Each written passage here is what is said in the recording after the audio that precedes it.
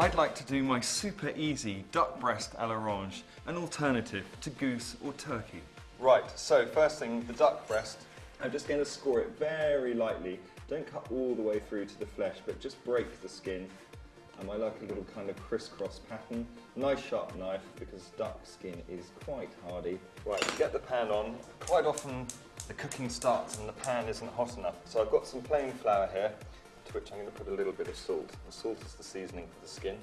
The skin will go quite crispy, cooked the way I'm going to do it, but season with some flour, it'll go very, very crispy. Obviously, if you have a wheat intolerance, you don't need to put the flour on. Remember to give your hands a little wash if you're moving from, between different ingredients, veg and meat. A small knob of butter.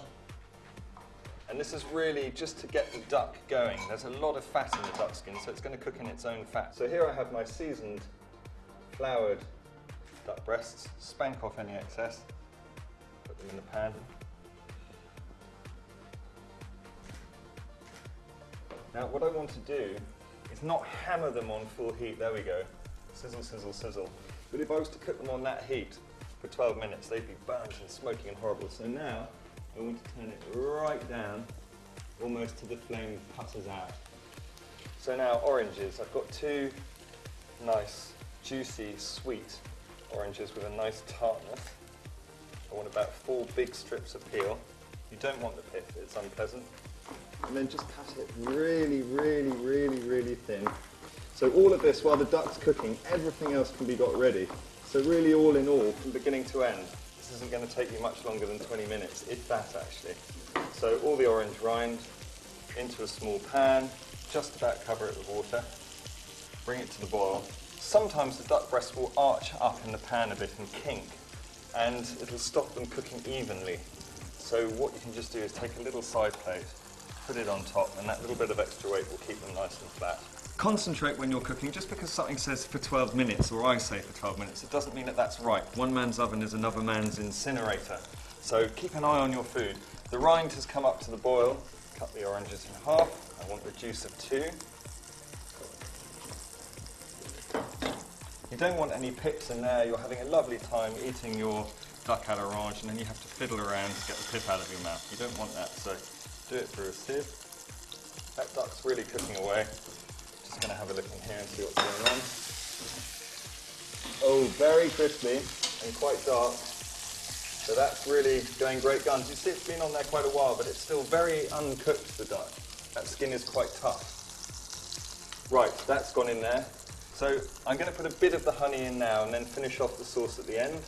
The reason I'm keeping this cooking while the duck is so that we don't have so much reducing to do at the end. We're doing a little bit of it now. So in here we've got honey, we've got orange rind, we've got some red wine, probably about half a glass, and then just squeeze the ginger juice in. A lovely Christmassy combination. Oranges, ginger, red wine and honey. Duck breasts have been in there 11-12 minutes. They're quite dark and crispy on the low heat. This is the point where I'm going to turn them over. You can see that, look, tack, tack, tack, tack. You can hear that, it's hard. I think one of the great joys of duck is its fatty skin, that crunchy, fatty, whoa.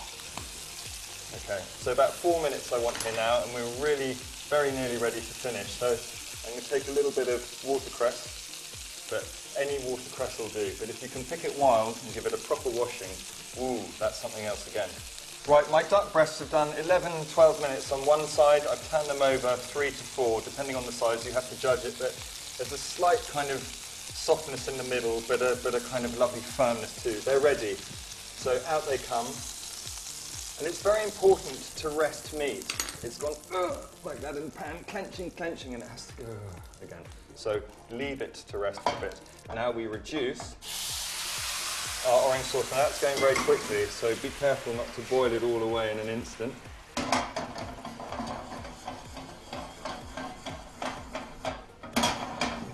So by pouring this into there, we're not wasting anything. We're keeping all the flavours, and the little bit of the flour that might be in the bottom of the pan will also slightly thicken the gravy too. So everything is being kept based around the duck, so you're concentrating the flavour all the time. So we want to bring that down probably to a little more than 2 tablespoons. It wants to be nice and rich. And I'm going to beat in some cold butter. It must be cold. If it's all soft and melted, it won't emulsify when you beat it in and thicken your sauce. In goes the butter, whisking all the time.